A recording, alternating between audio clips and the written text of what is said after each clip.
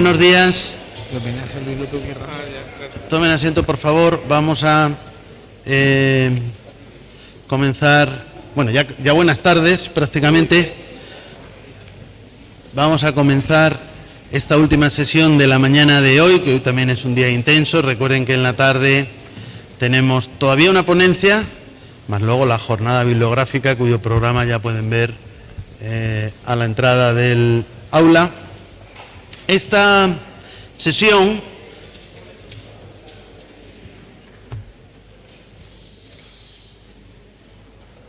Esta sesión, al igual que la que anunciábamos a primera hora de la mañana, otras que vendrán posteriormente, son asumidas por ponentes de nuestra especialidad, que habitualmente pues han venido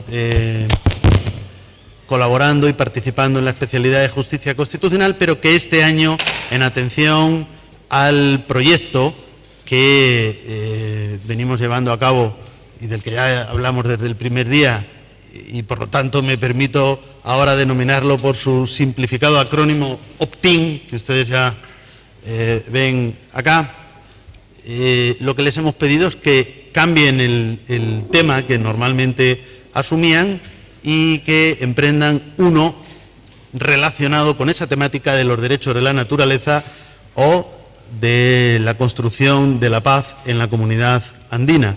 En el día de hoy nos hemos vinculado, tanto en la primera sesión de la mañana como en esta, a la temática de los derechos de la naturaleza, y para eso hemos contado con expertos que conocen y han trabajado el tema, y en ambos casos, como ustedes ya han comprobado en la primera sesión y ahora verán también, la ponencia del profesor invitado pues vendrá acompañada de un comentario de una persona específicamente vinculada con la temática desde la perspectiva latinoamericana, es decir, de uno de los miembros de nuestro proyecto que va a hacer el comentario, y en este caso, como era evidente por el tema, tanto en la sesión de la mañana como en esta de ahora, de Ecuador, dado que la temática de los derechos de la naturaleza, sin perjuicio de su interés, que va más allá del caso de Ecuador, pero se relaciona con esa novedad constitucional que el profesor Rubén Martínez Dalmau esta mañana explicaba, que supuso en su momento la Constitución del año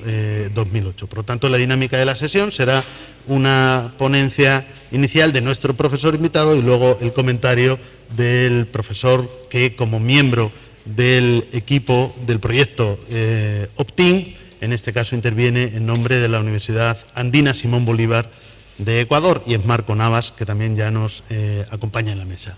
No me voy a extender en las presentaciones, y en este caso en la del profesor Roberto Viciano, a la cual también ustedes pueden acceder en la web a su currículum extractado. Solamente decir que él es una de las personas que, aparte de sus múltiples publicaciones en distintos ámbitos del derecho constitucional, se ha centrado mucho en los procesos que podríamos englobar bajo esa denominación de nuevo constitucionalismo iberoamericano, también Venezuela en el 2000, Ecuador 2008, Bolivia 2009, y que ese trabajo no solamente tiene que ver con una labor de investigación, sino también con una labor, si queremos, práctica, de que en su día pues han mantenido un trabajo activo de implicación con la propia constituyente, ¿no? Y por lo tanto creo que son personas cuya cualificación para abordar estos temas es absolutamente incuestionable. Además, el profesor Roberto Viciano se ha comprometido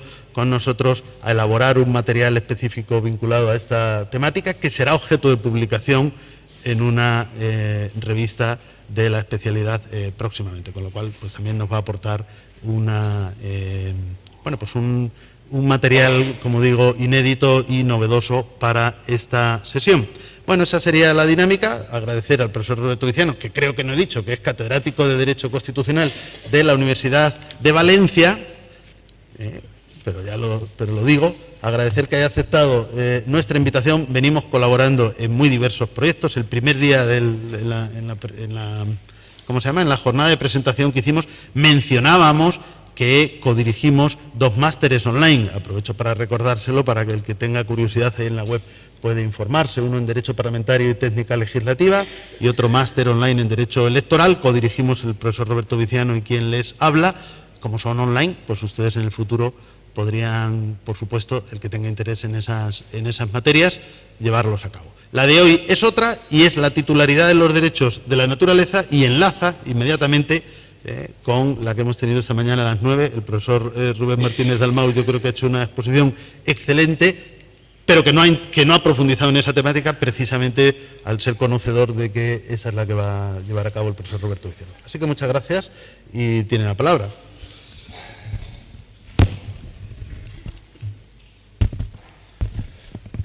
Muy buenas ya tardes, ¿no? A todos y a todas. En primer lugar, por supuesto, agradecer al profesor Díaz Reborio para que una vez más pues, haya contado conmigo para este diplomado y, por tanto, pues para mí pues, es una gran satisfacción estar siempre en Toledo con unos buenos amigos profesores aquí de la casa y de la Universidad de Castilla-La Mancha, y también pues porque en este diplomado pues siempre es un lugar de encuentro, ¿no? De encuentro con amigos de muchas partes de América Latina, ¿no? Con colegas, con profesores, con antiguos estudiantes de programas de maestría o de doctorado, y por lo tanto siempre es muy satisfactorio participar en este programa, como decía. Bien, el profesor Díaz Reborio me dijo que en el conjunto de las actividades del diplomado este año, yo normalmente doy un módulo diferente, ¿no? Pero que este año pues habláramos del tema de los derechos de la naturaleza y específicamente, bueno, pues aparte, digamos que tiene una cierta, o sobre el que se ha intentado polemizar, ¿no? Y es, bueno, cómo se ejercen los derechos por la naturaleza, cómo se produce el ejercicio de la titularidad de esos derechos. Como ya les habrá, supongo que, introducido en el tema el profesor Martínez Dalmau, bueno, el tema de los derechos de la naturaleza fue un tema bastante discutido en la Constituyente, no fue un tema fácil tampoco, había una fuerte resistencia tanto de una parte de los asesores como una parte de los constituyentes, incluyendo los constituyentes de la mayoría digamos, dentro de la Asamblea Constituyente, que veían un poco extraño esto de reconocer derechos a la naturaleza, porque de alguna manera estaba cambiando los parámetros normales en los cuales nos movíamos hasta ese momento los juristas. Sin embargo, bueno, yo creo que gracias a la persistencia del presidente en aquel momento de la Asamblea Nacional Constituyente, el profesor Acosta, Alberto Acosta, y de una parte de sus asesores, especialmente Esperanza Martínez, ¿no? Que era muy activista en este tema, pues finalmente la cuestión, a pesar de contar, como digo, con muchos recelos, acabó prosperando y apareciendo en el texto constitucional. Desde entonces, bueno, pues ha sido objeto de mucha polémica, ¿no? Ha habido muchos colegas constitucionalistas o juristas en general, algunos han salido fervorosamente a defender la introducción de este concepto de derechos de la naturaleza, y otros también pues han salido también con mucho ímpetu y fortaleza precisamente a criticar el concepto, es decir, que era un concepto que no aportaba nada o que era difícil de llevar a la práctica precisamente por la cuestión que vamos a hablar ahora, y es, bueno, cómo se ejercita el derecho por un sujeto que es difícil que pueda tener capacidad de acción por sí mismo, ¿no? Yo creo que en estos momentos digamos que se han tranquilizado un poco las aguas, y después de un primer momento de mucha confrontación sobre el tema, sobre todo los autores o los colegas que tenían una posición más contraria a la idea, digamos que han suavizado un poco el discurso, producto del debate, de la discusión que se ha producido. Bueno, se les ha hecho ver pues que algunas cosas que efectivamente defendían de manera incluso seria, ¿no? Algunos lo decían de manera seria, ¿no? Pues claro, esto de los derechos de la naturaleza significa que ya no podemos matar un alacrán, ¿no? O no podemos comer, o sea, decían, bueno, pero hombre, esto es una cosa un poco absurda, ¿no? Pero bueno, esto lo han dicho públicamente delante de mí en conferencias juristas muy reconocidos, ¿no? Que decían esta crítica que me parecía un poco, en fin, un poco sensata, ¿no? Evidentemente, creo que en el debate se han dado cuenta de que esas posiciones, que eran como muy viscerales y muy un poco racionales y poco jurídicas, sino más bien muy de una posición a priori de, bueno, esto que no está dentro de mis lógicas cognitivas tradicionales del derecho, pues entonces esto no es posible, tal, tal. Yo creo que precisamente por el debate y tal, pues ha ido esto suavizando progresivamente. Y hoy en día, bueno, pues hay algunos autores, yo mismo soy una persona que creo que tiene su parte interesante, como aquí expondré a continuación, pero creo que también, bueno, pues que no aporta tampoco muchísimo más elementos de garantía que la protección de los derechos medioambientales tradicionales, ¿no? Pero bueno, con todo, y esa discusión que sigue existiendo, como digo, la cosa está bastante más tranquila al respecto, porque llegó un momento que era bastante enconada. Como ya saben ustedes, la Constitución de Ecuador, en el capítulo 7º del título 2, pues está estableciendo específicamente los derechos de la naturaleza y tiene una serie de artículos que están, de 71 a 74, en donde están regulados la regulación básica sobre este tema de los derechos. Evidentemente, esta regulación supone que una visión hasta el momento del derecho y la concepción subjetiva de los derechos, que era muy antropocéntrica, bueno, pues evidentemente sufre una ruptura, ¿no? Evidentemente también hay una parte importante de la Constitución que está basada en los derechos subjetivos antropocéntricos tradicionales, pero aparece un espacio especial, un capítulo especial dentro de la Constitución que nos habla de una cuestión bien diferente. Como también ustedes saben, el constitucionalismo social de posguerra, progresivamente, no en los primeros momentos, porque después de la Segunda Guerra Mundial las preocupaciones de la sociedad de aquel momento no eran estaban centradas en la defensa y la protección del medio ambiente, estaban más bien preocupados por proteger a los seres humanos de la barbarie de los otros seres humanos, y por esto todo el tema de la protección de derechos fundamentales, y estaban preocupados de la reconstrucción de Europa, que había quedado destrozada y asolada, ¿no? Y por eso en aquel momento, pues plantearse el tema quizá de la naturaleza no estaba en el catálogo de lo que allí se produjo las discusiones, pero sí que progresivamente, primero a través de la legislación ordinaria y posteriormente ya a través de introducciones en los textos constitucionales, el constitucionalismo social fue incorporando cláusulas dentro del apartado de los derechos económicos, sociales y culturales, unas cláusulas de protección del medio ambiente, ¿no? Aunque aún existen algunos países en donde la protección es puramente legislativa y no hay una protección de rango constitucional. En ese sentido, con esa visión antropocéntrica, el planteamiento siempre era que el ser humano tiene unos derechos de tener un ambiente donde viva, que sea saludable, que sea sano, que le permitan gozar de la naturaleza, pero que desde una perspectiva que giraba alrededor de la figura del ser humano.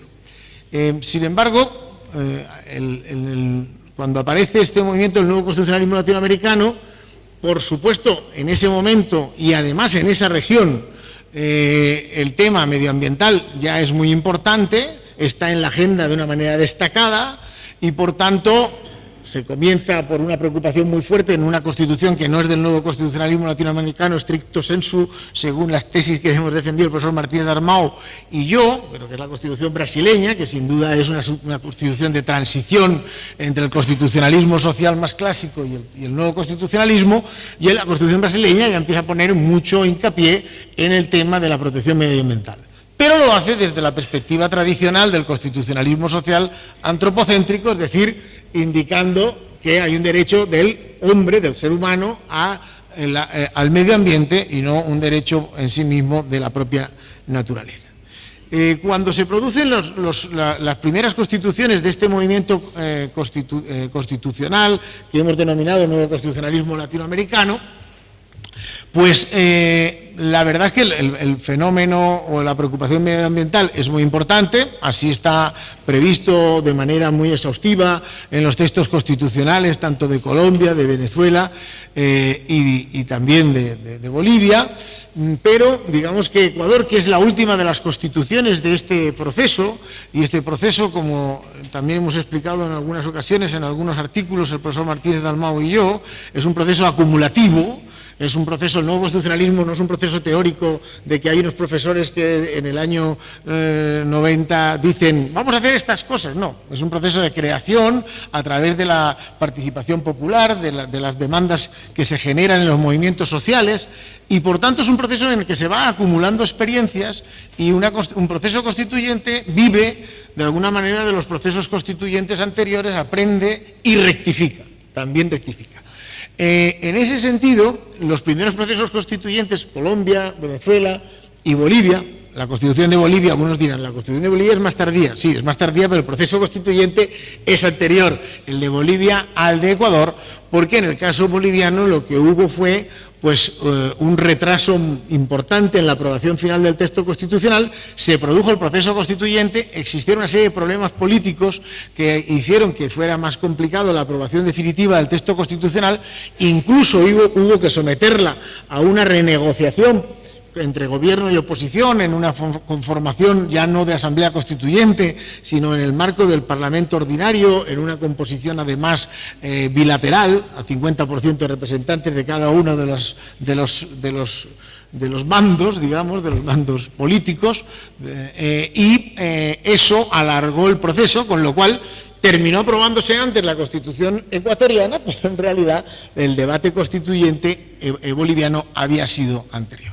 Y en ese proceso de acumulación se produce evidentemente el tema de la aparición de la preocupación en Bolivia, ya por supuesto Colombia trata el tema profusamente, la Constitución colombiana del 91, Venezuela también, pero en Bolivia digamos que hay un énfasis mayor en la cuestión, hay una preocupación por el tema de la preservación de la Pachamama, aunque es verdad que en el texto constitucional eso no se trasluce en unos derechos de la naturaleza, que luego han sido incorporados a través de la legislación, ¿no?, de una ley del 2012, con un precedente del 2010, ¿no?, pero que posteriormente es reformada en el 2012, y, sin embargo, cuando llega el último de esos procesos constituyentes, que es el caso ecuatoriano, es cuando sí que se va a colocar sobre el tapete la idea de ir más allá, de no hacer meramente lo que se había hecho hasta el momento de una protección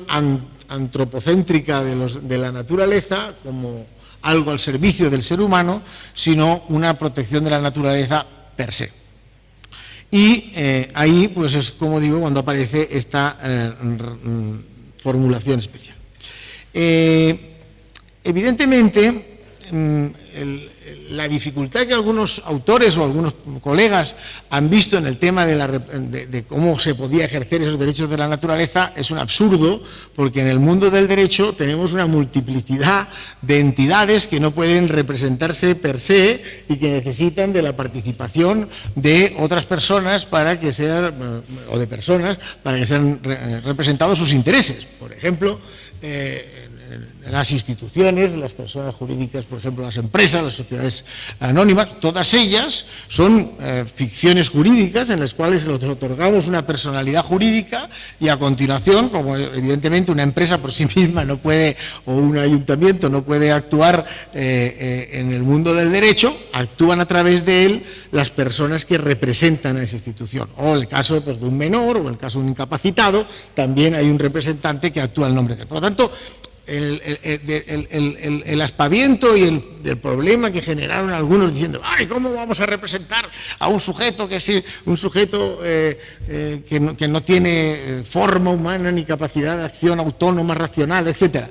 Bueno, pues evidentemente, pues igual que hemos resuelto todos los demás problemas cuando se ha creado una ficción de una persona, de una personalidad jurídica, ¿no? Por lo tanto, eso no, a mí no me parece que fuera el gran problema, aunque algunos lo planteaban así. Es decir, el derecho tiene la capacidad de generar esas ficciones, de atribuir una personalidad jurídica y, por supuesto, también de entregar a alguien a quienes el derecho establece, pues la representación de esos intereses de ese nuevo sujeto de derechos.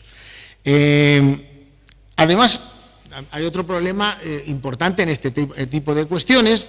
Hay una parte de colegas, insisto, ahora menos, que también han dicho, bueno, como esto es una cosa que no se puede aplicar porque no es posible que la naturaleza ejercite sus derechos, bueno, en realidad pues esto no vale la pena ni hacerle caso ni hablar de... Bueno, esto es una barbaridad porque evidentemente nosotros podemos opinar lo que queramos y yo puedo tener mis opiniones sobre si colocaría o no en una Constitución que hiciera yo de manera teórica, si colocaría este concepto o no, pero lo que está claro es que como jurista, cuando está en el derecho positivo, tenemos que darle una respuesta y una solución. Nos guste o no nos guste, si el derecho dice que hay un derecho de la naturaleza, pues hay un derecho de la naturaleza, porque es así, el derecho tiene esa facultad de crear incluso ficciones, ¿no? Y por lo tanto los juristas lo que tenemos que dar es respuesta a ese problema. Nos han colocado en el texto constitucional una afirmación y en un texto además en un texto constitucional que tiene una posición preeminente dentro del ordenamiento y por lo tanto, al margen de lo que a uno le guste o no le guste, tendrá que dar una respuesta a cómo se ejecuta ese mandato constitucional. Bien, por lo tanto, cuando hablamos de los derechos subjetivos, el derecho subjetivo siempre tiene una esfera de inmunidad, es decir, de protección de una inmunidad, de no ser afectado ese derecho, ¿no? Y luego también, evidentemente, tiene un conjunto de facultades, ¿no? Quien tiene un derecho subjetivo tiene un conjunto de facultades. Claro, cuando hablamos de la primera parte, la parte de la inmunidad, es bastante sencillo decir que la naturaleza puede tener derechos y se le protejan en cuanto a agresión, ¿no? Bueno, no hace falta muchas veces que pueda hacer nada, sino que los poderes públicos, por ejemplo, como garantía institucional, pueden proteger ese bien jurídico. Pero ya cuando entramos en el tema, decimos, bueno, pues vamos a ver, conjunto de facultades de qué puede realizar ese sujeto para la defensa, promoción, desarrollo de su derecho. Ahí entonces dice, bueno, pues entonces eso no se puede hacer porque la naturaleza está conformada por un conjunto de seres que no tienen autonomía, que son inanimados, que no tienen ninguna capacidad de acción ni de racionalidad, etcétera, etcétera. Bueno, pues entonces, evidentemente, como eso es así, es obvio que eso sí que es así, lo que hay que recurrir es a la necesidad de colocar un representante, alguien que represente esos intereses de la naturaleza. El artículo 74 de la Constitución ecuatoriana resuelve además la cuestión bastante sencillamente, yo creo, cuando hace referencia a que las personas que tienen derechos a obtener ese ambiente sano y a disfrutar de las riquezas naturales que les permitan el buen vivir, dice textualmente el texto constitucional, pues se refiere a las personas, comunidades, pueblos y nacionalidades. Por lo tanto, ya tenemos un indicativo también de qué sujetos, en este caso que sí que tienen la capacidad de obrar, de acción, pues podrían representar los derechos de esa naturaleza. Y también el artículo 73 de la Constitución ecuatoriana nos indica que también hay una serie de garantías institucionales como las medidas de precaución y de restricción para aquellas actividades que puedan incurrir negativamente y sobre todo de manera irreversible en los ciclos naturales o del ecosistema. El artículos 73 y 74, que además de incorporar este concepto del buen vivir y ampliar la titularidad de derechos, pero de todas formas no nos podían resolver del todo el problema de, bueno, pero ¿quién está ejerciendo la titularidad de estos derechos? Donde sí que nos entra en el problema central al que estábamos aquí aterrizando es el artículo 71, cuando dice que la Pachamama tiene como una parte de sus derechos, ¿no?, el de mantenimiento y regeneración de sus ciclos vitales, estructura, funciones y procesos evolutivos. Estoy leyendo literalmente el precepto.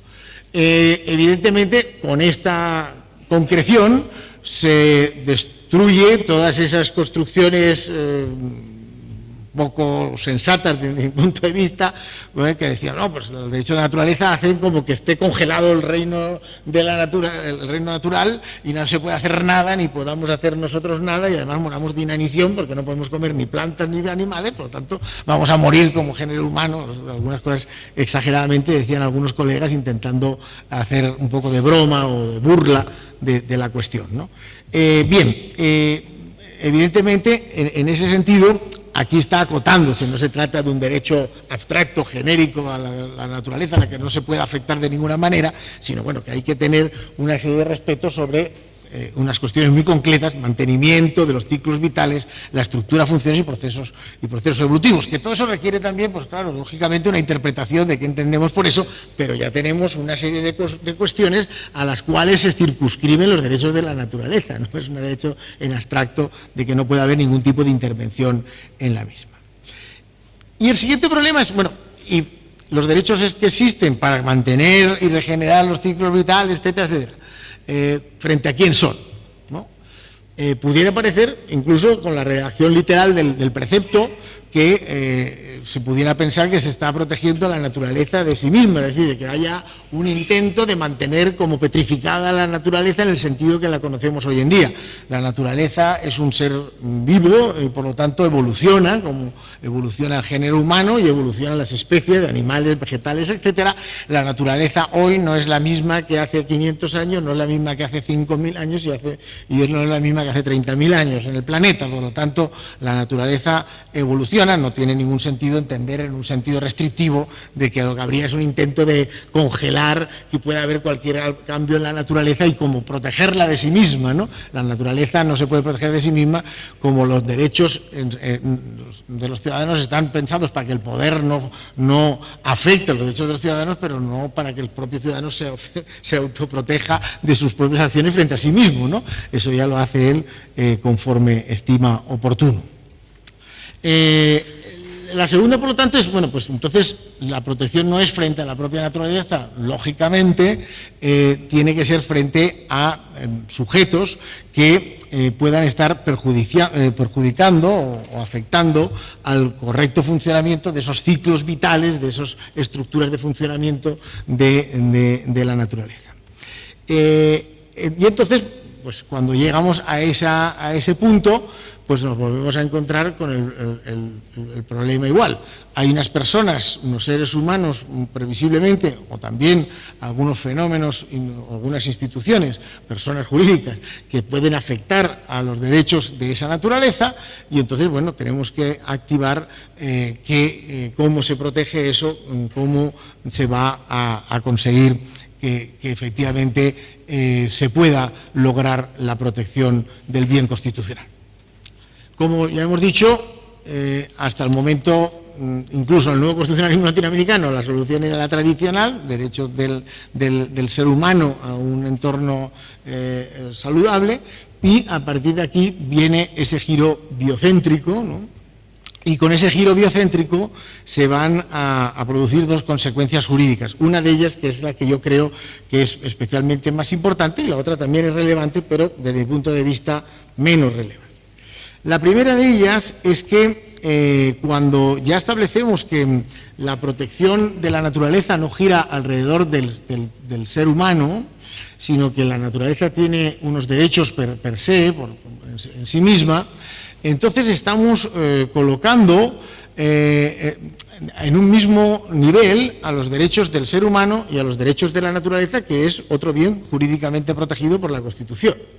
Hasta el momento, con la concepción anterior, cuando había un derecho humano a la protección del ambiente, ese derecho humano se tenía que ponderar con un montón de derechos humanos que eran más o menos iguales y, por lo tanto, con la acumulación de muchos derechos posiblemente afectados por una decisión, podía que lo último que quedara en valoración fuera el derecho a la protección de la naturaleza, porque cuando esa protección a la naturaleza formaba parte de un elenco igualitario de derechos del ser humano, pues entonces podían entrar incluso otros derechos que aparentemente tenían mayor valía o mayor protección constitucional, como derecho a la vida, en fin, otras muchas cuestiones. Claro, cuando de repente el constitucionalismo dice, no, pero hay derechos del ser humano y hay derechos de la naturaleza.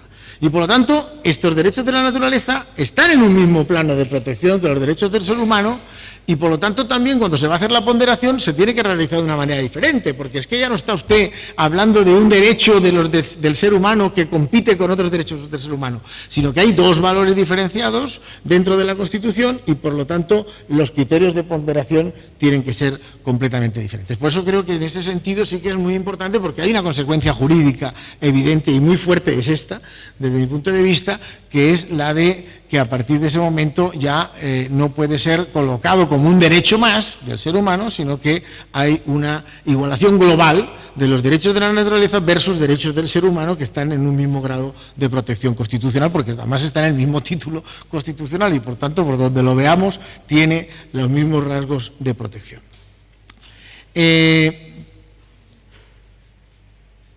Además de eso,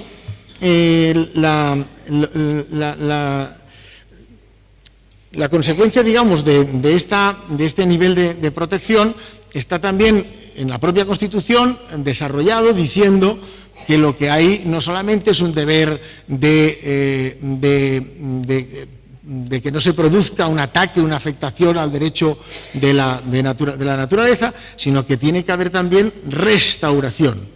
Tiene que haber restauración. El artículo 72 de la Constitución establece específicamente, en la Constitución ecuatoriana, que no solamente tiene que haber protección, sino que tiene que haber restauración cuando se produce un daño a la naturaleza.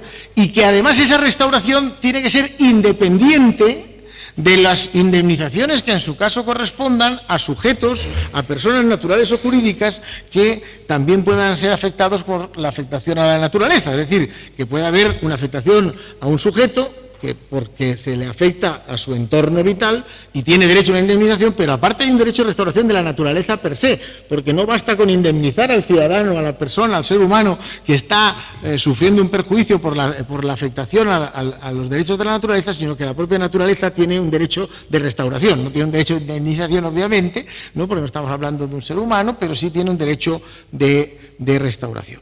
Y por lo tanto, esto, que también está recogido en el texto constitucional, pues choca con dos problemas. Un primer problema evidente es a veces la imposibilidad. Lamentablemente, hay veces en que esta restauración no es posible. Hay veces que técnicamente el daño medioambiental es tan enorme que no es posible que se produzca una restauración del bien afectado. Pensemos, por ejemplo, en el propio Ecuador, el caso Chevron. Los técnicos ya han dicho, bueno, pues el caso Chevron significa que eso no es posible de recuperarlo. Es decir, va a poder haber indemnizaciones, va a poder haber soluciones de arreglo para las comunidades afectadas, pero en sí el daño que se ha producido a la naturaleza por la inundación de kilómetros y kilómetros de territorio forestal por petróleo, pues eso evidentemente es muy difícil que tenga una posibilidad de restauración, ni aun invirtiendo todo el dinero del mundo. Y en segundo lugar, otra segunda consecuencia de esta preocupación, ¿no?, porque la naturaleza tenga ese grado de protección y de restauración, es también el tema de la imprescriptibilidad de la responsabilidad. Es decir, la Constitución también ecuatoriana establece que son imprescriptibles las reclamaciones o la restauración o las indemnizaciones que se produzcan como consecuencia del daño que se produzca a la naturaleza. Está en el artículo 396, no está exactamente dentro del título, pero sí que está en el texto constitucional, en el artículo 396 de la Constitución. Esta era, por lo tanto, el primer problema era, bueno, pues frente a quién lo protegemos, y en segundo lugar, bueno, pues como hay que protegerle, qué mecanismos de protección hay, restauración y imprescriptibilidad de la responsabilidad por daños ambientales. Y en segundo lugar, el segundo tema es, bueno, pues quiénes pueden ejercer entonces esa tutela de los derechos de la naturaleza, ya que ella misma no puede no puede defenderse. Pues obviamente, como hemos visto, hay una solución que la propia Constitución brinda y es una serie de sujetos que están enumerados, personas, comunidades, colectividades, que pueden tener la capacidad de actuar para la defensa de los derechos de la naturaleza. Y esto nos introduce en un problema que a mí me parece muy importante y muy serio, y que sin embargo yo creo que las críticas que se han hecho a este concepto no han entrado en este punto concreto, que yo creo que es lo que sí que es razonable desde una perspectiva de análisis jurídico serio, y es que aquí lo que puede haber al final, y como además vamos a ver que ha ocurrido en concreto, es que haya una confusión entre los intereses presuntos de la naturaleza y los intereses particulares, incluso económicos, ¿no?, de determinados sujetos particulares que dicen que actúan en nombre de la naturaleza, ¿no? Y esto, pues la sentencia de Vilcabamba es un claro ejemplo, ¿no? En realidad, los dos señores propietarios del terreno estaban muy preocupados, sin duda, por el daño que se le producía a la naturaleza, pero sobre todo era porque al producirse el daño a la naturaleza se había producido un desbordamiento del río que había inundado sus propiedades. Y esto es lo que seguramente fue mucho más importante para que acudieran a los jueces, ¿no?, para intentar defender el derecho. Entonces, aquí sí que hay un problema real, y es intentar deslindar o impedir que intereses que no son tan santos se oculten detrás de la presunta defensa de los derechos de la naturaleza, ¿no? Y entonces, pues claro, que estamos hablando de dos personas que eran propietarias de un pequeño terreno que se les había inundado. Y esto, pues al fin y al cabo, pues bueno, pues hasta es razonable, ¿no? Pero esto colocado de una manera, digamos, inteligente en manos de buenos despachos de abogados por empresas multinacionales, bueno, a saber dónde nos lleva la cosa, ¿no? Y por lo tanto que algunas veces parezca que hay un planteamiento que teóricamente es de protección de la naturaleza y que sin embargo lo que está escondiendo detrás pues son otro tipo de intereses espurios, ¿no? Y por tanto eso sí que me parece que es un problema importante. Y en ese sentido, no sé si sería conveniente que se estableciera que de alguna manera, para demostrar que efectivamente cuando se está ejercitando en nombre de la naturaleza y en representación de la naturaleza sus derechos, pues que no haya una colisión con los derechos propios, que se dijera que tiene que acreditarse que de alguna manera la persona o grupo que actúa y que está ejercitando esa protección de los derechos de la naturaleza no tenga un interés directo relacionado con este asunto. Es decir, cosa que no ocurre en el texto constitucional ni tampoco, hasta donde yo sé, en la legislación de desarrollo, y que puede dar lugar a una instrumentalización inadecuada de lo que es una regulación pues interesante, progresiva y sana, ¿no? Entonces yo creo que ese sí que es el foco donde hay que colocar el tema, ¿no? Usted, como persona que está afectada por el asunto y tiene unos intereses económicos en este asunto, ¿usted es el más idóneo para que defienda la naturaleza o tiene que ser una organización no gubernamental, ecologista o una comunidad que defienda el tema, pero no porque tenga un interés directo en un problema que se le suscita?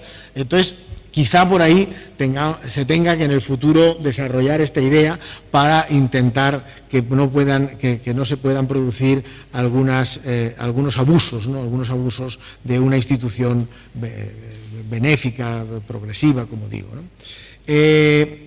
Y esto que estoy diciendo, este riesgo potencial, y con esto voy acabando para que intervenga el compañero Navas, que además fue también asesor de la constituyente ecuatoriana y siguió muy de cerca también todos los procesos constituyentes, esto que estoy diciendo no es un riesgo teórico, ¿no? Como estaba diciendo, en la sentencia más famosa y de momento, digamos, el icono del tema el caso de la sentencia del río Vilcabamba, bueno, pues precisamente estamos hablando de una situación de estas características, ¿no? Unas personas propietarias de un terreno que alegan que la construcción de una carretera por una administración ecuatoriana ha provocado un daño a la naturaleza ha cambiado un poco el curso del río, y al cambiar el curso del río ha invadido sus terrenos. Esto lo cuentan de manera accesoria, pero obviamente es lo que seguramente les movilizaba mucho más, ¿no? Y bueno, pues en la sentencia efectivamente se plantea que no en primera instancia el juez de primera instancia dice que no hay derechos de la naturaleza aplicables al caso, pero luego sí que en la segunda instancia se cambia el criterio del juzgador de primera instancia y se determina que efectivamente sí que había derechos de la naturaleza afectados y que por tanto había que tomar una serie de medidas que esas administraciones públicas que construían la carretera tenían que tomar para que no afectar el cauce normal del río, que en este caso sería lo protegible en este asunto. Pero indirectamente también, por supuesto, había un beneficio luego para las personas que, recuperando el cauce normal del río, pues no tenían anegados su territorio. Esto me parece que además la sentencia aporta dos cuestiones también interesantes, ¿no? Una primera es que incorpora de manera práctica ese principio que hemos hablado antes de la inversión de la carga a la prueba. Lo que dice es, el que denuncia no tiene que probar nada, usted es el que tiene que demostrar que no está afectando los derechos de la naturaleza, cosa bastante importante en este sentido, y luego la segunda cuestión también interesante y peculiar es que al final la reconducción del caso se basa en criterios más tradicionales, es decir, en criterios más relacionados con la legislación normal de protección del medio ambiente, como es, pues el fundamento del fallo está sobre todo centrado en que faltaba el informe medioambiental para hacer la obra, lo cual no hace falta a veces el reconocimiento de los derechos de la naturaleza, porque eso ya en la regulación tradicional de protección del medio ambiente y en un montón de legislaciones, por supuesto la española y otras muchas, pues establece que tiene que haber este tipo de medidas preventivas anteriores. Es decir, que al final, aunque la fórmula es novedosa y tal, pero al final vuelve otra vez, porque también los operadores jurídicos no saben aún también a lo mejor cómo crear cosas novedosas y se reconducen a los mecanismos tradicionales de actuación, de justificación, de prueba, etcétera, etcétera, ¿no? Esto, por lo tanto, ha dado además ahora ya una expansión, ¿no?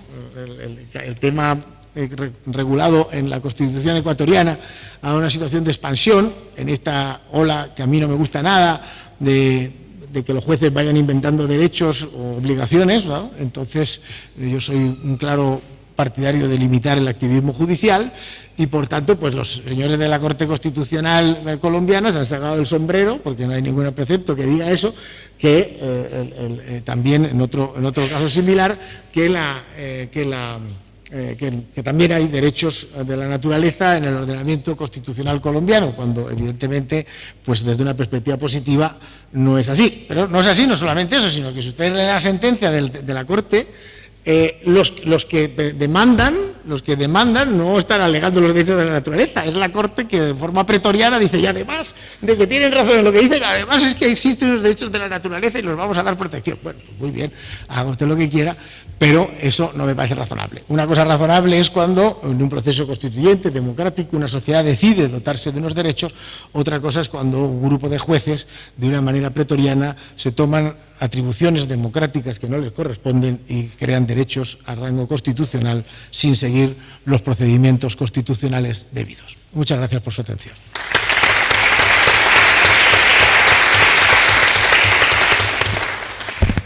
Muchas gracias. Antes de proceder al debate o a las intervenciones abiertas de cualquiera de los asistentes, pues tendríamos la exposición con los comentarios de Marco Navas Alvear, de la Universidad Andina Simón Bolívar de Ecuador. Gracias, buenas tardes con todas y todos, colegas. Sí, claro. Y la copa. Bueno, decía, buenas tardes con todos y todos. Yo creo que la función de quien comenta es intentar acotar algunos elementos, recuperar algunos elementos desde otra visión e intentar problematizar estos elementos que fueron expuestos por Roberto a fin de que podamos debatir. El primer elemento, vean ustedes, es esta conexión. A ver, si analizamos, lo hemos hecho desde América Latina, yo llevo varios años analizando los procesos constituyentes, al igual que Roberto, que Rubén, y establecer esta conexión entre estos nuevos planteamientos, como es en este caso los derechos de la naturaleza, y la politicidad de los procesos constituyentes.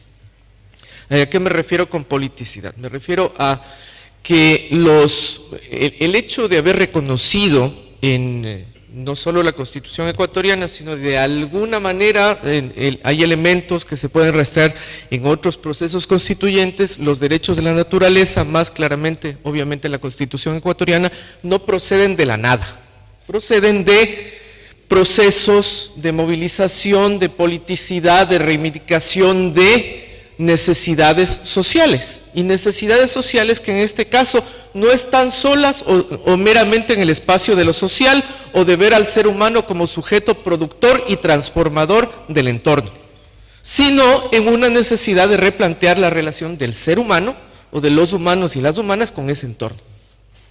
Entonces, hay ahí toda una línea de investigación que yo creo que debemos profundizar en función de ver en qué medida los movimientos, podemos llamarle medioambientales, en un principio ecologistas, ¿no es cierto?, los movimientos nuestroamericanos, como diría José Martí, es decir, ver una también posibilidad de reivindicar una otredad latinoamericana allí, en relación con el entorno, con la fauna, con la naturaleza, en qué medida todo ese pensamiento y esa movilización lograron concretizarse y cristalizarse en una norma constitucional.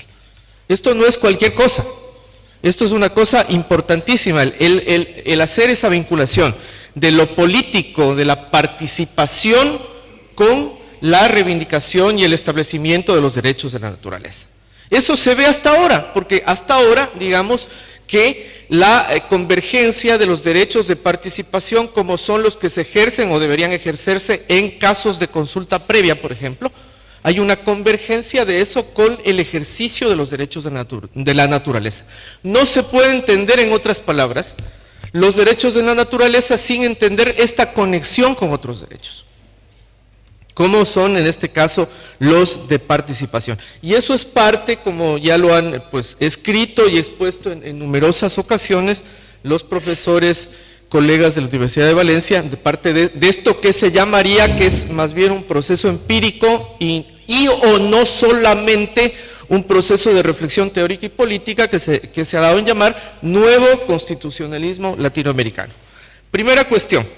Entonces, el activismo como fuente de derecho, como suelo decir yo, el activismo como fuente de derecho, no desde una visión romántica solamente del activismo, obviamente, sino desde una visión crítica que permita ver los aportes que hace ese activismo y esa relación en sentido crítico hacia la construcción de nuevas categorías epistemológicas, o como diría Boaventura, nuevas epistemologías más finas, más sensibles, ¿no? Porque acá está también esa cuestión de discutir al derecho como un producto absolutamente racional, producto de una racionalidad moderna frente a un derecho sensible, que es producto de otro tipo de, o el intento al menos de otro tipo de racionalidad. Segundo asunto. Hoy, como dijo ya el profesor Martínez Dalmau, felizmente, diría yo, no es solamente la Constitución ecuatoriana u otras más recientes, mencionó Rubén, la de la Ciudad de México, ¿no? Ciudad de México, u otras, digamos, fuentes de derecho, otros instrumentos de derecho, los que reconocen el ir más allá del tema medioambiental hacia un paradigma de los derechos de la naturaleza, es decir, considerar a la naturaleza como sujeto específico de derechos y la naturaleza en su dimensión de totalidad, porque además, y yo en esto quiero disentir de quienes han dicho que la base de esto es un paradigma ecocéntrico o biocéntrico. En esta comprensión, mis queridas y mis queridos amigos, no hay centro. No hay centro, es una comprensión relacional de los seres que estamos en un determinado espacio. Por eso, y entre otras, digamos, las novedades que nos aporta esta comprensión de derechos de la naturaleza, que como decía, tal y cual que la naturaleza es un sujeto dinámico y cambia, aunque no podemos alterar groseramente el cambio de la naturaleza, también la concepción de los derechos de la naturaleza es una concepción dinámica. Entonces, esa concepción dinámica debe ser, digamos, entendida desde una suerte de constructivismo. Y por lo tanto es una concepción, podríamos decir, entonces no desde un sujeto y una protección objetiva nada más, como nos dice la teoría tradicional, digamos, del derecho subjetivo desde Jelinek para acá, sino desde una comprensión más en la relación de en la relación del agua con una persona, de una persona con otro tipo de ser vivo, por ejemplo, ¿no? Y esto me lleva a otra cosa. A ver, la cuestión de la naturaleza tiene que ver en el marco de este nuevo constitucionalismo latinoamericano, o mejor dicho, que tiene que ver o no se puede entender desde otra perspectiva que no sea el rescate de los saberes ancestrales. Porque los saberes ancestrales, aquellos que nos permiten ver la parte sensible de la producción humana y de la vida humana en el entorno, son precisamente los que nos permiten hacer esta construcción de los derechos de la naturaleza. Como bien dijo Adriana Rodríguez, mi colega de la Universidad Andina, hay una relación ahí, que a veces puede ser una relación tensa, entre saberes ancestrales, la producción de vida de los pueblos originarios y la naturaleza. A veces puede ser tensa, a veces puede ser armónica y de suma, digamos, de lo uno con lo otro.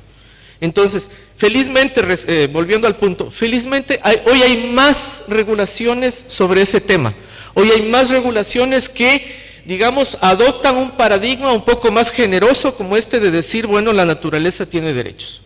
Incluso, vean, una cosa que no se ha mencionado aquí, pero que es interesante para todos aquellos países que somos suscriptores de la Convención Americana de Derechos Humanos y que estamos, digamos, bajo la jurisdicción de la Corte IDH, que es la opinión consultiva 2317, donde si bien se hace una respuesta, digamos, a una inquietud de la República de Colombia, de alguna manera esa opinión, quizá en una suerte de alguna manera de activismo, pero a veces el activismo también, cuando es pertinente y justificado, puede que tenga un papel ahí. Entonces hace en función de explicar la relación del medio ambiente y del derecho al medio ambiente con otros derechos de la Convención, hace una vinculación de ese derecho al medio ambiente con el paradigma de los derechos de la naturaleza. Bueno, es difícil explicar el contenido de esa opinión consultiva, es una opinión consultiva como todas aquellas, larga, pero de alguna manera yo rescato esa parte donde la Corte IDH hace una mención de, diría yo en mis palabras, la necesidad de diálogo con este otro paradigma de los derechos de la naturaleza. Entonces ya lo tenemos en un espacio mayor, en un espacio de lo que sería el Sistema Interamericano de Derechos Humanos. Miren, y entonces, bueno, al parecer cada vez es más la presencia, o tenemos más la presencia de normas que tienen una cierta familiaridad con ese paradigma de los derechos de la naturaleza. Eso está bien, eso obviamente se relaciona con lo que describió el profesor Viciano, de estas que son las tradicionales obligaciones de los estados frente a los derechos, así llamados fundamentales, así llamados humanos, que son las de respetar, garantizar y reparar, o en este caso restaurar. Esas son las obligaciones generales. Entonces, tenemos más regulaciones y ahora, si bien van avanzando, digamos, estas expresiones de regulación, entonces volvería, y es el tercer elemento de mi intervención, volvería, y entonces, ¿qué nos aporta actualmente el pensar en este paradigma de los derechos de la naturaleza? ¿Qué nos aporta? ¿Dónde está la fuerza de esto? La fuerza, además de, bueno, permitir, digamos, que entender mejor estas obligaciones que mencionó Roberto respecto de la naturaleza, por ejemplo, restaurar los ciclos vitales, ¿no?, de la naturaleza. ¿Qué nos aporta? La fuerza yo creo que está en cuestionar un paradigma de construcción del derecho de la modernidad. Basado, ese sí antropocéntrico, basado en el ser humano, un paradigma que tiene, según los críticos, digamos, desde la visión de economía política del derecho o de la teoría del derecho, digamos que diríamos que el derecho subjetivo humano en la modernidad tiene una parte emancipatoria, evidentemente, ¿no?, libertad, igualdad, fraternidad, y tiene una parte también, una parte que sujeta al hombre, diría Michel Miay, por ejemplo, uno de los críticos del derecho, sujeta al hombre a una cierta construcción, que es una construcción que se orienta por un modo de producción que se llama capitalismo. Es decir, eso nos aporta esta construcción. Nos descoloca en eso, porque claro, la construcción dice los derechos humanos son inherentes al ser humano solo por el hecho de serlo. Y entonces eso nos deriva en una reflexión y una teorización acerca de la dignidad humana. Y lo que nos invita a hacer este otro paradigma de los derechos de la naturaleza es resignificar esa dignidad humana, recolocarla en sentido, como diría yo, relacional, en sentido de concebir relaciones de seres, de distintos sujetos relacionados dentro de un espacio. Ese es el espacio de la naturaleza. Entonces tenemos varios elementos ahí. Yo diría, más que un biocentro, es una bioexpansión. Es un criterio que nos permite, digamos, rescatar lo que sería, más allá de este discurso que es el discurso del sujeto humano, el discurso del Estado como garante del sujeto, un discurso, como diría una colega nuestra, Gardenia, el discurso desde la vida, como un proceso integral, desde la vida como un proceso integral, y de que otro tipo de vida es posible. Quizá no necesariamente una vida, digamos, que impida o obstaculice un proceso progresivo de la realización de la dignidad humana, sino un proceso que coadyuve a ella. Y ahora más, porque además, claro, estamos cada vez más conscientes de que el cambio climático se ve todos los días. Estamos más conscientes de que necesitamos nuevos paradigmas epistemológicos para luchar contra este tipo de flagelos que nosotros mismos como especie nos hemos, digamos, planteado, nos hemos autoasignado, ¿no? Esta filósofa y profesora, entiendo que es física, Vandana Shiva, hindú, dice eso, es decir, cada día estamos más afectados por cómo la naturaleza está reaccionando frente a las prácticas predatorias de una gran parte de la humanidad. Y como dice ella, la naturaleza va a seguir aquí en este planeta. Probablemente los que no sigamos somos nosotros. Por eso es importante, me parece que más que pensar en lo biocéntrico o en lo antropocéntrico, es pensar en la bioexpansión. Y también en una demodiversidad que sea posible en esa bioexpansión, en una suerte de otra forma de vida es posible. Muchas gracias.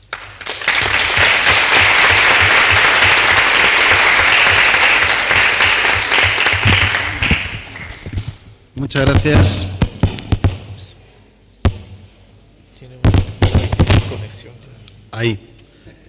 A continuación, como siempre hacemos, habría un espacio de unos minutos para alguna pregunta, algún cuestionamiento, algún tipo de opinión que alguien quiera plantear, alguna reflexión o por supuesto, pues como digo, cualquier inquietud que quieran preguntar a cualquiera de los dos expositores. Sí. Acá para que se registre.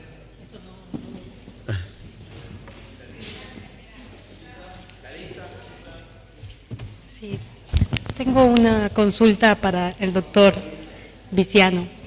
En la Constitución del Ecuador es claramente definido el tema de la tutela de los derechos de la naturaleza.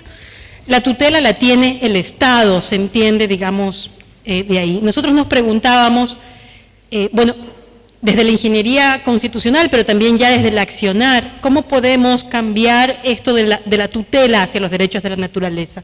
Justamente porque es el Estado el que tiene, no el Estado, el gobierno, digamos, más que no el Estado, ha tenido continuos intereses que están en detrimento o en contra de los derechos de la naturaleza. Entonces nos preguntábamos con algunos movimientos sociales, digamos, ¿cómo podemos hacer este cambio? ¿O tú crees que es posible pelear esa tutela? Por ejemplo, hace poco salió un reglamento del Código Ambiental, donde la autoridad suprema de protección de los derechos de la naturaleza es la autoridad dada por el Estado, pero tú entiendes bien que entre Estado y gobierno en nuestras políticas latinoamericanas son bastante confusas, digamos, los gobiernos se atribuyen los intereses del Estado y pasa este tipo de cosas. Entonces nos preguntábamos cómo podemos arrancar la tutela de los derechos de la naturaleza al Estado.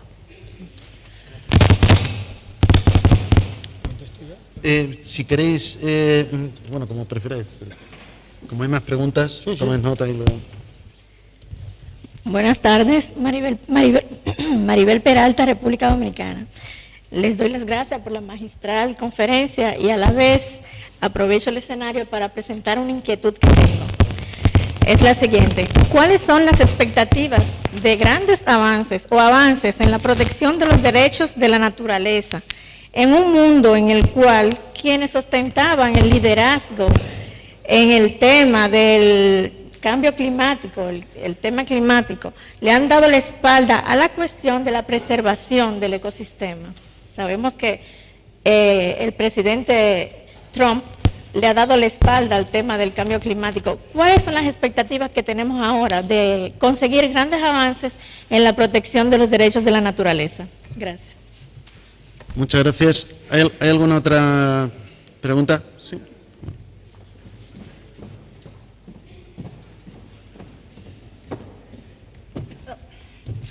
Liliana Estupiñán, Universidad Libre Colombia. Roberto, me encantó toda la conferencia, menos los últimos 2 minutos.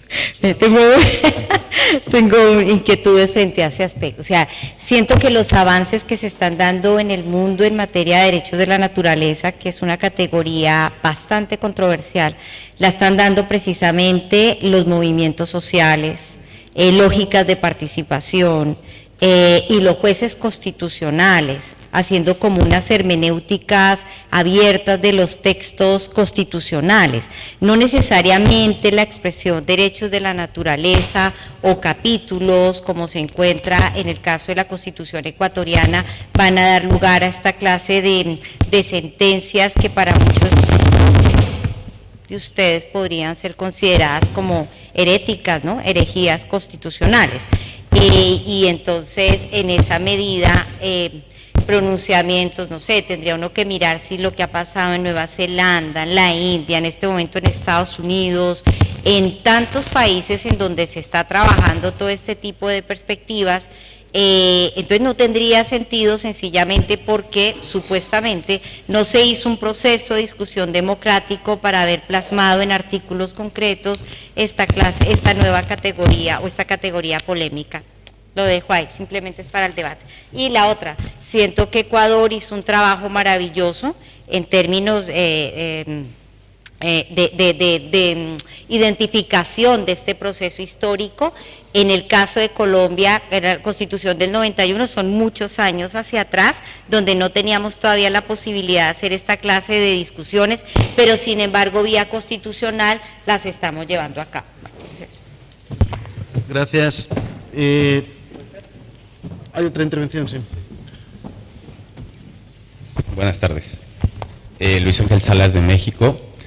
Me llamó mucho la atención un comentario que realizó, doctor, que dijo, bueno, si el derecho lo dice, pues entonces hay que hacerlo.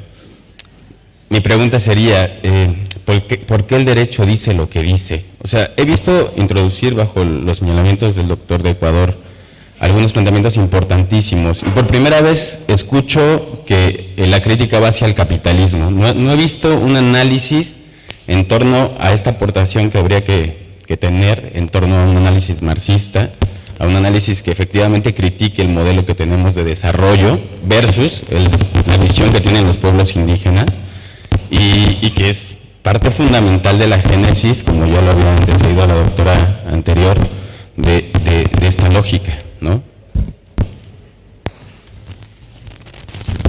Última pregunta, por favor. Buenas tardes a todos, Dianiris Perdero, de la República Dominicana.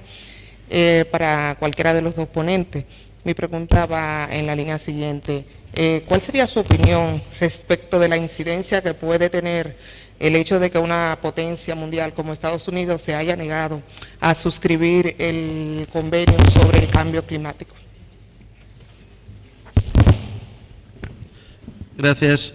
Si no hay más preguntas, me permito, aunque siempre me reservo, pero esta vez una breve cuestión, sobre todo a Roberto Viciano, por el tema del resarcimiento y una problemática que me parece interesante y que tú has planteado, que tiene que ver con la relación entre los derechos de la naturaleza y los derechos humanos, pero no en este caso planteados en términos de conflicto, sino que cuando se produce un daño ambiental, muchas veces se producen daños pues a personas o a colectivos o incluso a propietarios, porque la protección de la naturaleza o el hecho de que la naturaleza sea titular de derechos no implica en el mundo en el que vivimos que partes de la naturaleza no sean susceptibles de apropiación. Porque yo creo que, además sigo sustancialmente todo lo que has dicho en tu ponencia, pero como también el objetivo del proyecto es dar más pasos y construir, aquí hay que afrontar toda una serie de cuestiones, ¿no? Porque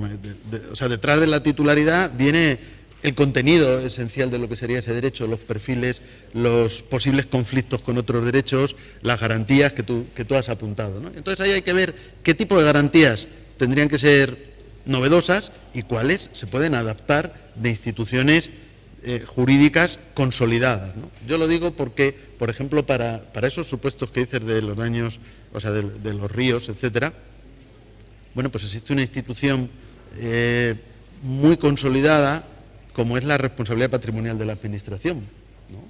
Que es una indemnización económica, no a la naturaleza, pero sí a las personas o a los colectivos. Entonces, ¿en qué medida esta, como tantas otras, ¿no? Pero este podría ser un ejemplo, puede ser una utilización de instituciones que tienen, lo digo naturalmente porque, bueno, como tú sabes, a lo largo de años en un consejo consultivo, que es el de Castilla-La Mancha, muchos de los dictámenes tenían de responsabilidad patrimonial de la Administración, los hay en muchos terrenos, los hay en el ámbito sanitario, los hay en el ámbito urbanístico, pero hay algunos que tenían que ver con este tipo de situaciones medioambientales, ¿no? Donde se produce un daño. Bueno, es solo una reflexión, una pregunta, como un ejemplo de en qué medida estos nuevos derechos de la naturaleza deben crear o deben buscar sus propios mecanismos e instituciones de garantía o deben incorporar y adaptar los que ya puedan ser existentes, aunque en este caso, repito, no sería una garantía para los derechos de la naturaleza como tal, lo entiendo, pero sí como un efecto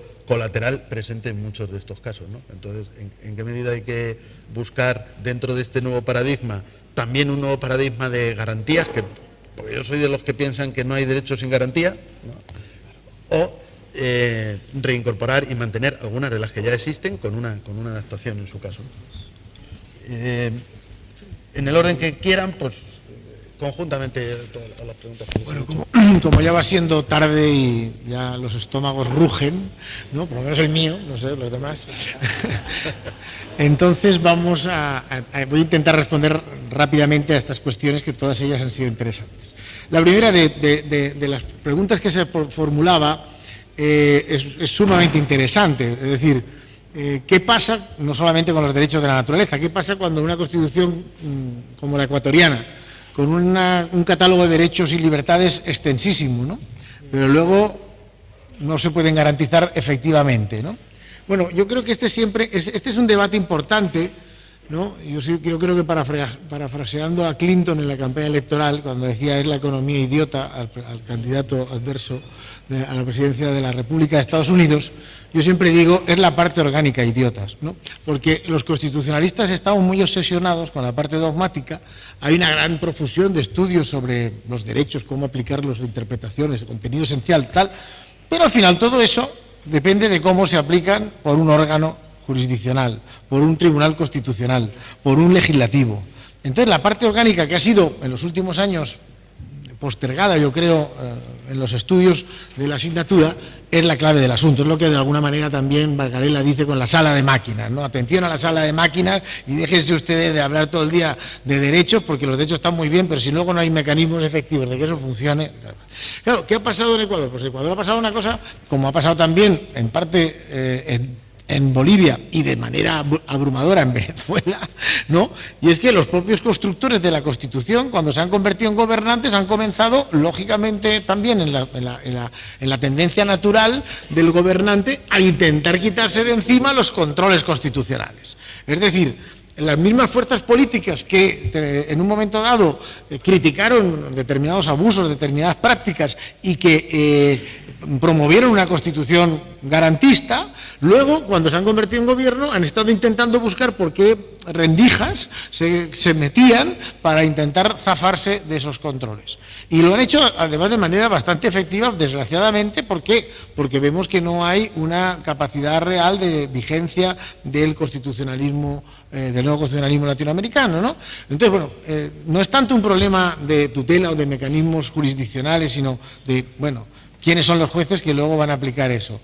¿Quiénes son los jueces de la Corte Constitucional que luego van a, en última instancia, proteger esos derechos cuando les lleguen los asuntos por la vía de las acciones extraordinarias o por cualquier otra vía? O sea, ese es el problema.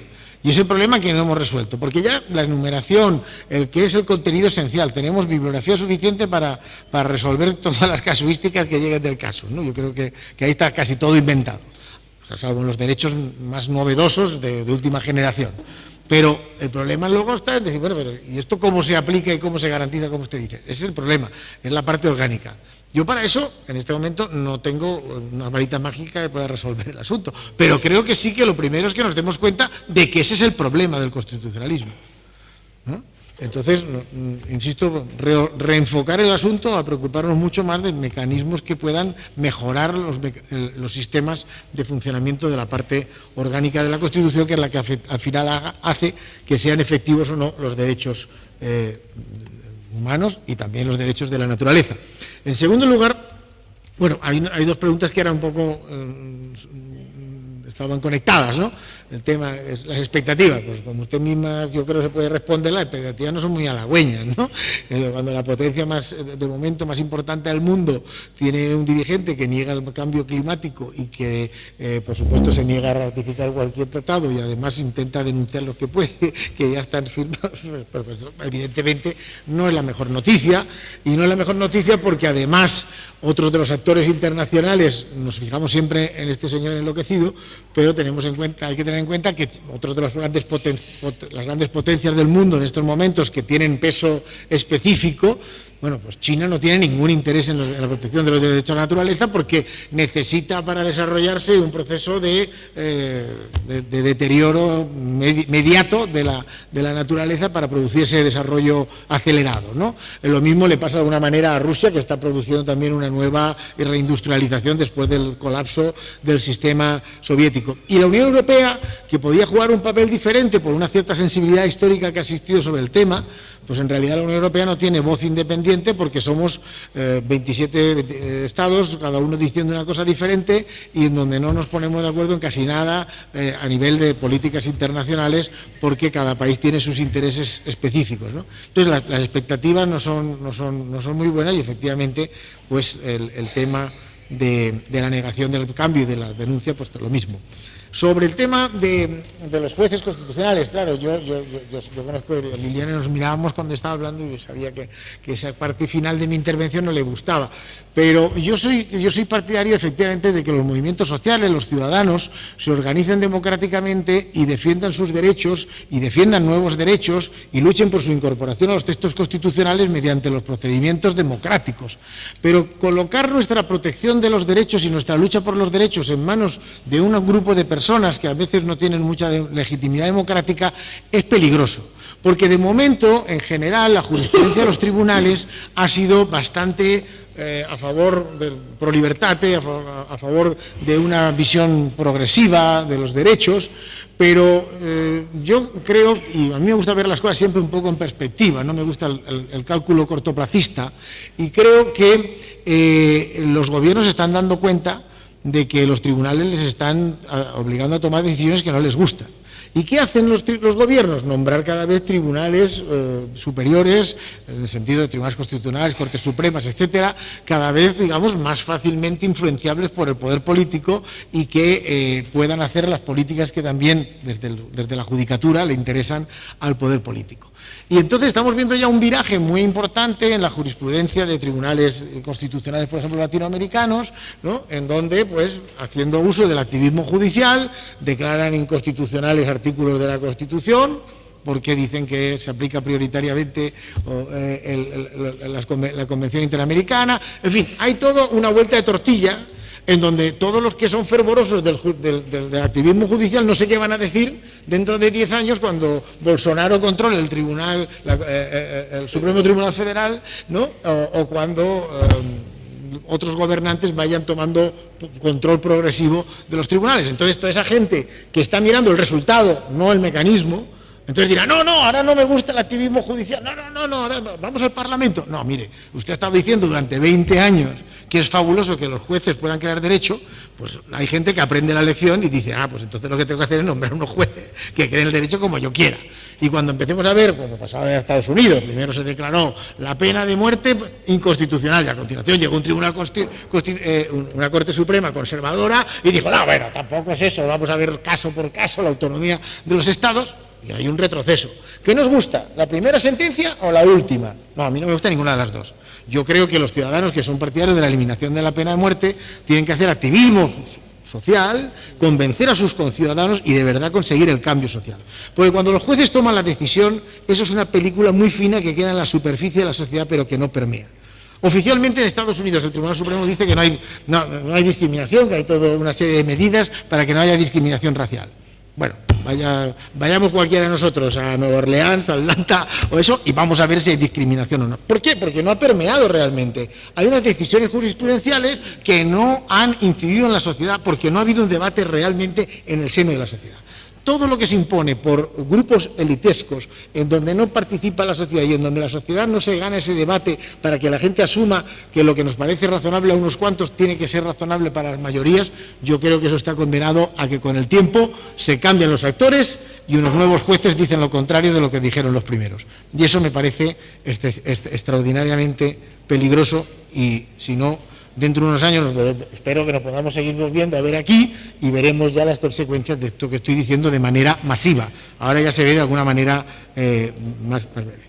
Y luego el tema que comentaba el compañero, es decir, si el tema de la crítica al capitalismo o no. Claro, estamos hablando de una perspectiva jurídica, una constitución que se enmarca en el capitalismo, es decir, no está discutiendo la Constitución ecuatoriana, ni ninguna de las constituciones del nuevo constitucionalismo latinoamericano plantea una sustitución de un modelo capitalista, aunque es un modelo de Estado social, democrático, de mercado, pero es un modelo capitalista y, por lo tanto, en ese sentido, no puedes pretender encontrar ahí referencias de un modelo anticapitalista. Si hay un modelo anticapitalista, habrá que generar las estructuras correspondientes y teorizar sobre lo mismo, pero desde luego el nuevo constitucionalismo latinoamericano no es un derecho constitucional anticapitalista, porque es un derecho constitucional capitalista del Estado social, ¿no? Un capitalismo moderado. Y por último,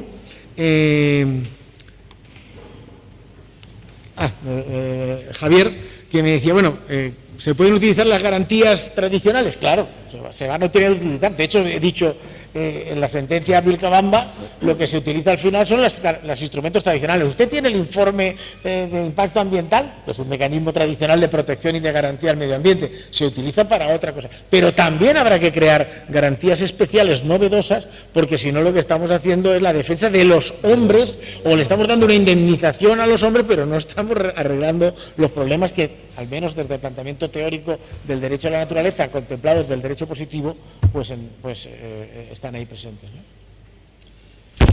Contar Marco un Navas. par de cosas. La primera es, no siendo un constitucionalismo no capitalista, yo creo que el discurso del nuevo constitucionalismo latinoamericano y sobre los derechos de la naturaleza nos permite problematizar cosas y por lo tanto generar una suerte de discurso contrahegemónico contra una forma de vida, una razón instrumental, puesto que además no es que el occidente solamente es el depositario de la razón y el resto son chapuzas, sino que son sensibilidades y formas de razón distintas. Entonces, decía yo, un discurso contrahegemónico que nos permita contrarrestar ciertas formas de ratio, ciertas formas de construir las cosas y de pensar las cosas. Nos permite eso, tener una base de legitimación y autoexplicación de lo que podría ser, lo dijo Roberto, una movilización social que además debe ser una movilización discursiva, que además podría ser fuente del cambio jurídico siempre y cuando, yo coincido, ¿no es cierto?, sea una o nos dé, digamos así, una posibilidad de deliberación y de llevar lo que tú decías, el problema hacia el seno de la sociedad, el problematizar la situación, por ejemplo, de las comunidades que sufren daños ambientales, qué sé yo. Esa es la primera cosa. Entonces, un discurso contrahegemónico, si bien no es anticapitalista, podría ser tener unos ribetes transformadores, una movilización social donde se genere ese discurso y se procese ese discurso. La segunda es, evidentemente, yo creo que, digamos que una función de estas nuevas concepciones jurídicas es resemantizar también los instrumentos de protección. Es decir, estamos hablando de que tenemos todo un aparataje en el derecho administrativo, por ejemplo, ¿no?, de formas de garantía, y lo que debemos es justamente, y ese es un reto quizá del proyecto Optin, incluso pensar en cómo esas instituciones jurídicas tradicionales, esos aparatajes y esos saberes se pueden reenfocar en función de protección, una protección más amplia de ciertos procesos y bienes jurídicos. Eso, gracias.